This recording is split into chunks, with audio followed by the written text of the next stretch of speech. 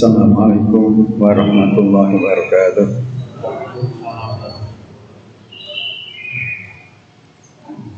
Alhamdulillah, wassalatu wassalamu ala rasulillah wa ala alihi wa ashabihi wa man wala wa ba'dan.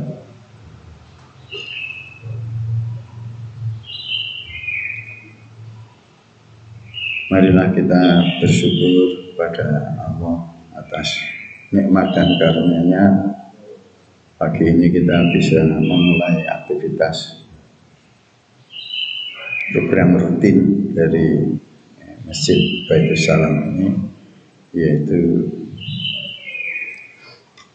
kuliah subuh. Diperlukan waktu kurang lebihnya 30 menit, jadi kalau ada lupa diingatkan aja, karena hidup ini waktu sudah kita program masing-masing, meskipun tidak boleh melupakan hubungan kita dengan Allah.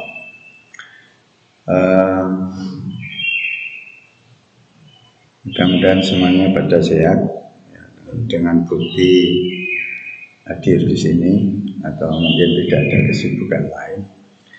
Kemudian setelah kita meliburkan diri,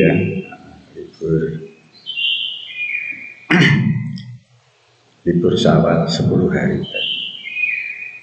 Libur Syawal 10 hari, ini hari yang ke-10 kita mulai kegiatan lagi. Bismillahirrahmanirrahim. Sebenarnya malam yabda di bismillah,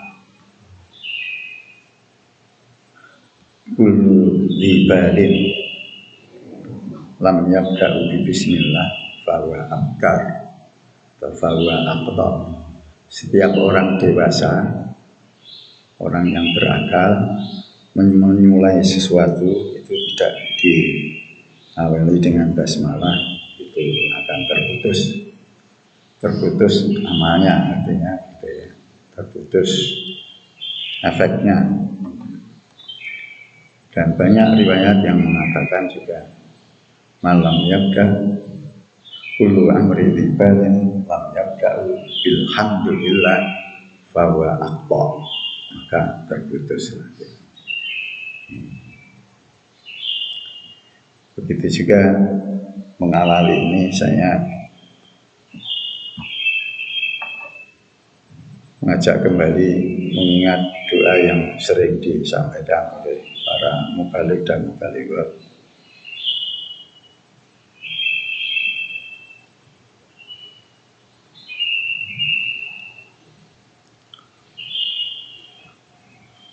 Rabbi shrah li sadri wa yassir li amri wahlul 'uqdatam min lisani yafqahu qawli.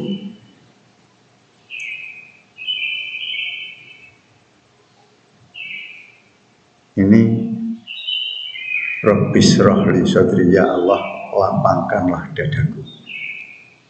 Wa yassir li amri, ya Allah mudahkanlah urusanku.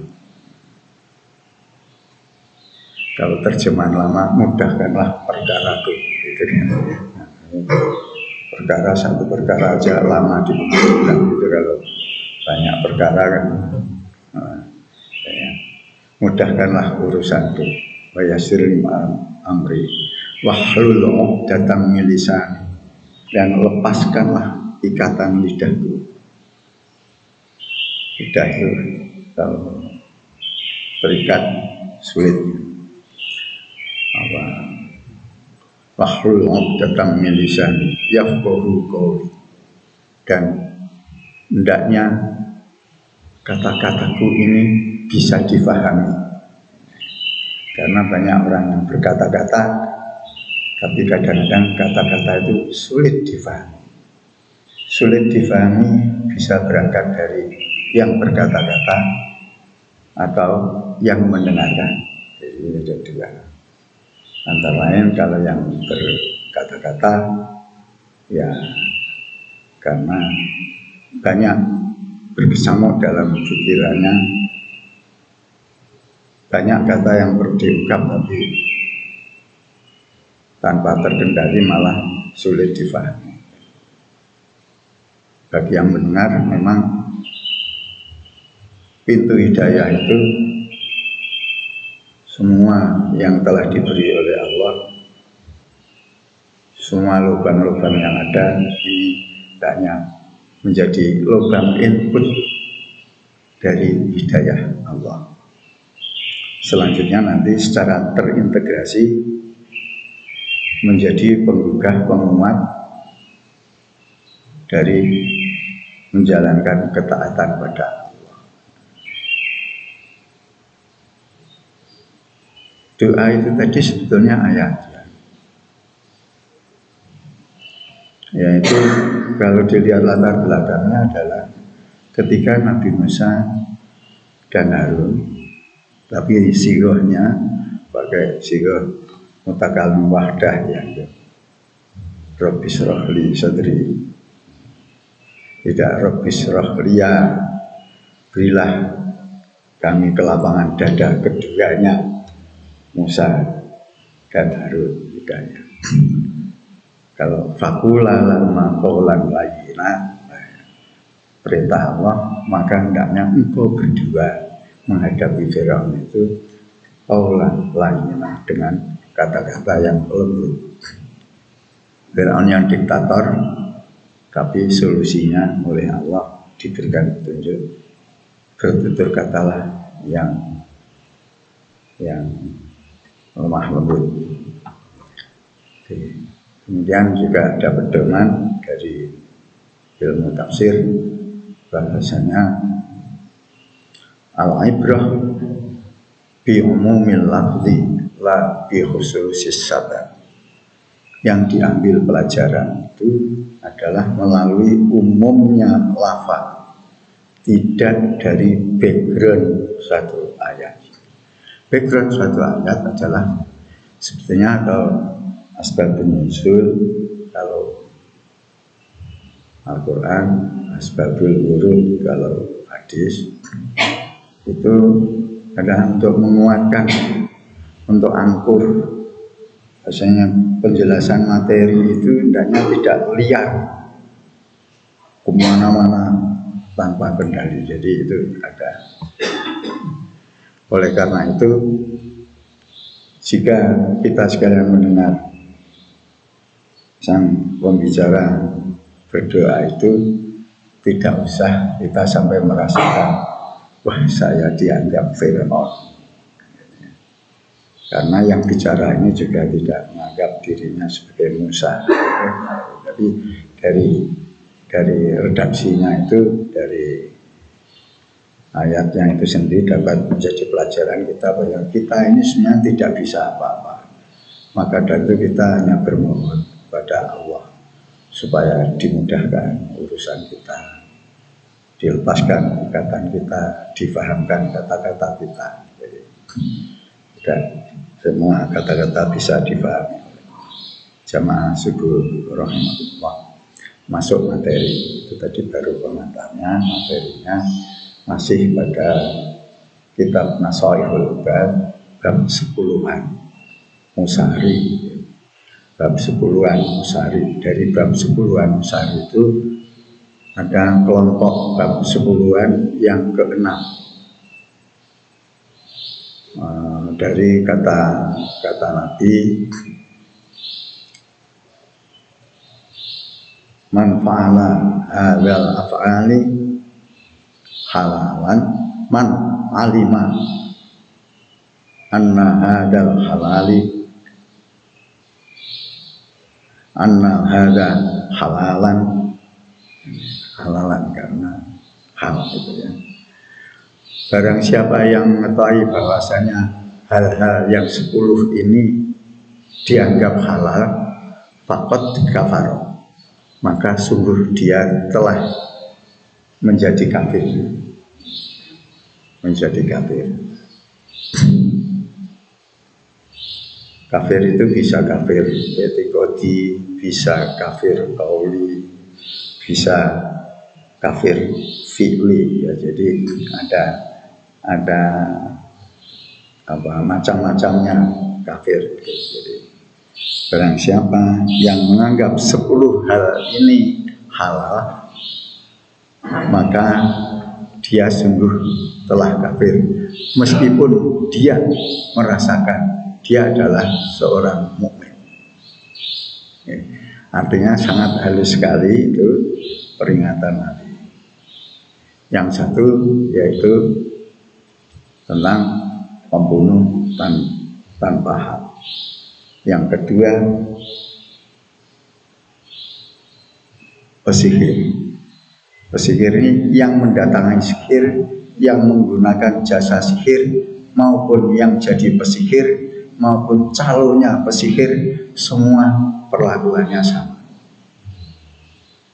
Kemudian yang ketiga, ad-dayus, alladzi la yughar ala ahli, yaitu orang yang punya tanggung jawab keluarga tapi tidak peduli dengan keluarganya. Wujud ketidakpeduliannya macam-macam. Jadi kalau dan dulu sudah kita sampaikan. Kemudian yang keempat adalah mani'u zakat, orang yang menghalang-halangi zakat. Bahkan zaman Abu Bakar permisi kepada Nabi akan memerangi orang yang enggan membayar zakat. Itu fasilitas-fasilitas itu kita perhatikan di masjid ini difasilitasi ya. Jadi tidak ada lagi hilah atau alasan kalau wah gimana bayarnya, gimana dan lain sebagainya. Yang kelima adalah syaribul khamri, yang meminum. Yang pokok informasinya, minum-minuman keras itu adalah meskipun bentuknya cair tapi namanya minuman keras, itu adalah haram. Yang diharamkan dalam keadaan banyak, dalam keadaan sedikit juga haram. Nanti kalau ada teman yang ajak-ajak, teman akrab ajak-ajak, yuk cuma sedikit kok, enggak sampai mabuk, itu tetap haram ya. Jadi pemahaman kesimpulan sementara kita masing-masing, kalau sementara ini berkesimpulan minumnya asal tidak mabuk karena dalilnya itu kullu muskirin khamrun wa kullu khamrin haramun gitu. Tuh, ya itu yang itu namanya dengkuli dalil itu ya. Nah, karena ada lagi dalil yang mengatakan fakasiruhu apamun fakoliluhu haram. Jika banyaknya itu haram, maka sedikitnya pun haram. Nah sekarang keenam yaitu man wajaba alaihil hajjah, barang siapa yang telah wajib.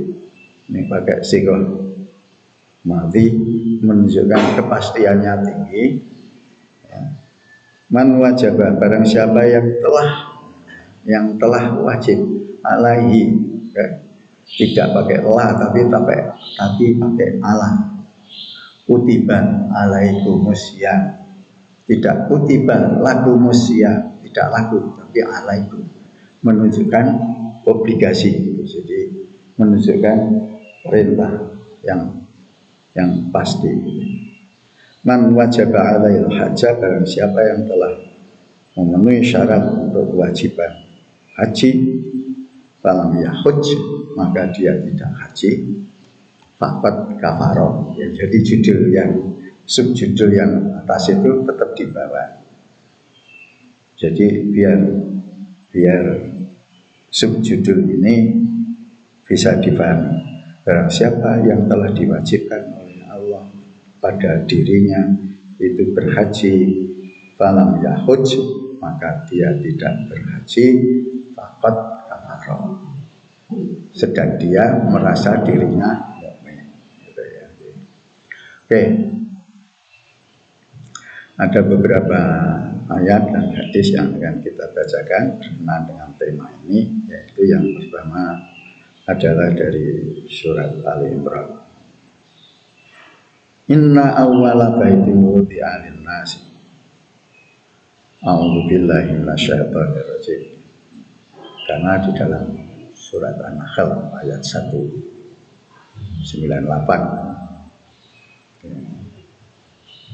Wa idza qara'tal Qur'an fasta'idz billahi minasyaitonir rajim. Apabila engkau membaca Quran, hendaknya memohon perlindungan pada Allah dari godaan setan yang dirajam. Inna awwala baitin wudi'a lin-nas, sesungguhnya yang awal mula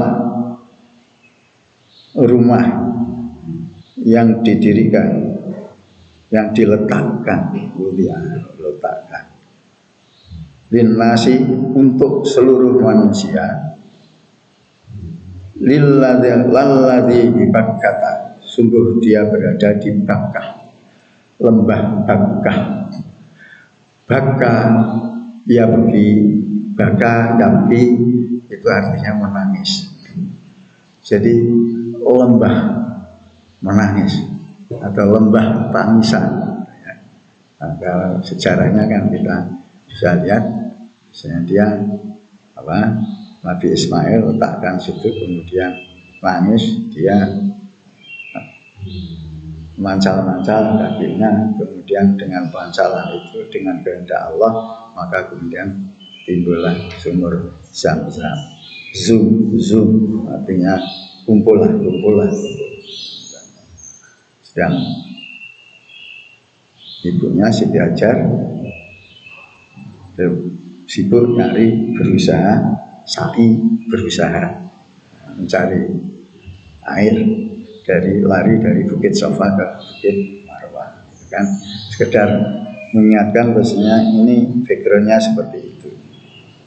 Di lembah Mubarakah yang diberkahi Allah, wahudan, dan menjadi petunjuk.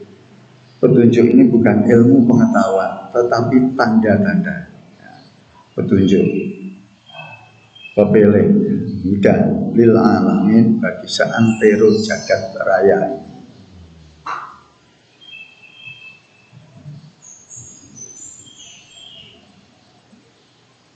Fihi ayatun bayinatun, di dalamnya ada bayinah, itu ada bukti-bukti sejarah. Bayinah itu bisa wujudnya piagam, bisa wujudnya akte, bisa wujudnya itu bayinah namanya, ya. Bayinah bisa barang bukti, itu bayinah. Fihi ayatun, di dalamnya ada tanda-tanda bayinat yang bisa dijadikan bukti, antara lain maqam Ibrahim. Maqam Ibrahim itu bukan makamnya Ibrahim, tapi tempat berdirinya Ibrahim ketika beliau membangun Ka'bah. Beliau sering istirahat berdiri di situ. Beliau bangun berdua dengan anaknya yang masih remaja, yaitu Ismail. Maqam Ibrahim. Dengan bukti-bukti itu apa toh hubungannya? Wa man dakhalahu kana aminah. Barang siapa yang masuk di Baitullah itu kana aminah, maka sungguh dia menjadi aman. Walillahi 'alan nasi hijjul baiti man istata'a ilaihi sabila. Dan atas nama Allah atau dengan nama Allah diwajibkan manusia semuanya berhaji, bersengaja. Hajjaya huju itu bersengaja, jadi tidak mampiran gitu. Jadi mau ke Belanda, singgah dulu jadi memang sengaja menuju ke Baitullah.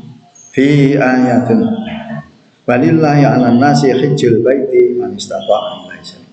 Dan bagi manusia diwajibkan oleh Allah untuk berhaji ke Baitullah. Ini namanya ayat yang tidak mutlak karena ada syarat-syarat.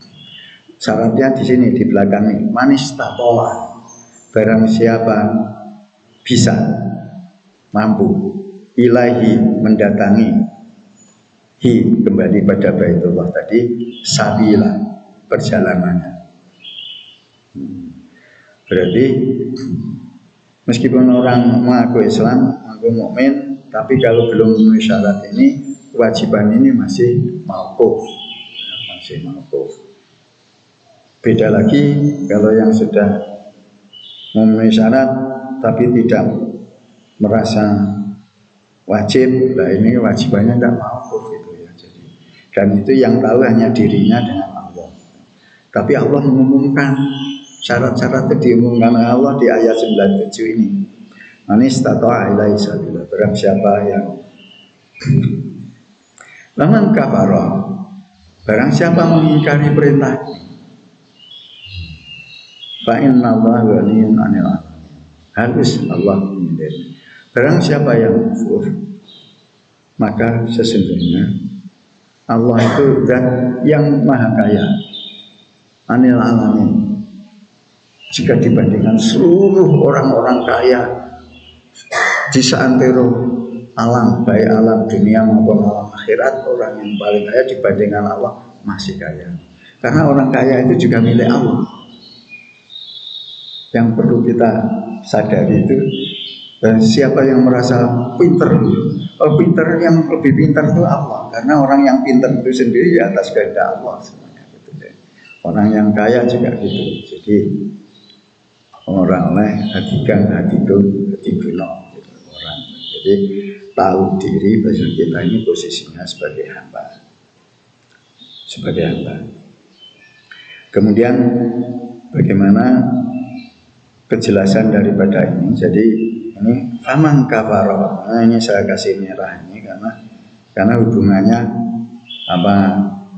Barang siapa yang mengetahui bahwasanya hal-hal ini halal, maka sungguh dia telah kafir, termasuk yang barang siapa wajib tetapi dia tidak merasa wajib, maka dia sebetulnya telah telah berada pada kekufuran. Mengapa kok ini awal baik dan lain sebagainya? Insya Allah kita akan lanjutkan penjelasannya pada minggu yang akan datang dari petunjuk hadis, dari hadis. Jadi ini nasihat, tetapi nasihat ini adalah full Qur'ani dan full Sunni gitu ya. Mudah-mudahan ada guna faedahnya. Mari kita tutup dengan kabar majlis. Subhanallah wa bihamdihi, asyhadu an la ilaha illa anta, astaghfiruka. Assalamualaikum warahmatullahi wabarakatuh.